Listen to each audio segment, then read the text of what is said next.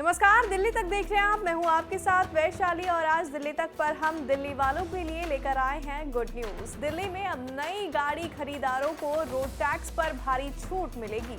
जी हां, इसका फायदा उन लोगों को मिलेगा जो अपने पुराने व्हीकल्स को स्क्रैप करवाएंगे। इसके लिए दिल्ली सरकार ने एक पॉलिसी को मंजूरी दे दी है। दिल्ली के उपराज्यपाल का अनुमोदन मिलने के बाद ये नीति लागू हो जाएगी। इस नीति से दिल्ली में ऐसे पुराने वाहनों को सड़कों से हटाने में मदद मिलेगी जो ज्यादा प्रदूषण फैलाते हैं। दिल्ली सरकार पुराने वाहनों की स्क्रैपिंग के दौरान सर्टिफिकेशन ऑफ डिपॉजिट जारी करेगी। ग्राहक इस प्रमाण पत्र को दिखाकर नए गैर परिवहन वाहनों की खरीदारी पर अधिकतम 25% और परिवहन वाहनों के मामले में 15% तक की छूट प्राप्त कर सकेंगे। पुराने वाहनों की स्क्रैपिंग पर सर्टिफिकेशन ऑफ डिपॉजिट सरकार द्वारा रजिस्टर्ड स्क्रैपिंग सेंटर जारी करेंगे। दिल्ली सरकार ने 3 वाहन श्रेणियों में नए खरीदारों को ये रियायतें देने का फैसला किया है।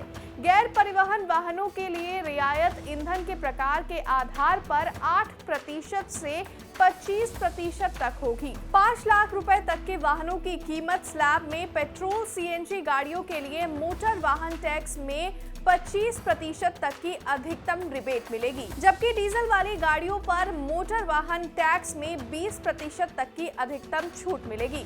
वहीं 5 लाख रुपए से ऊपर और 10 लाख रुपए तक के वाहनों की कीमत और लागत स्लैब में पेट्रोल सीएनजी गाड़ियों के लिए मोटर व्हीकल टैक्स में 20% तक की अधिकतम रिबेट मिलेगी, जबकि डीजल वाली गाड़ियों के लिए मोटर व्हीकल टैक्स में 15% तक की अधिकतम रियायत मिलेगी। आपको बता दें, 10 लाख रुपए से अधिक और 20 लाख रुपए तक के वाहनों की कीमत और लागत स्लैब में पेट्रोल सीएनजी गाड़ियों में मोटर व्हीकल टैक्स में 15% तक की अधिकतम रियायत मिलेगी, जबकि डीजल गाड़ियों पर यह छूट 10% तक होगी।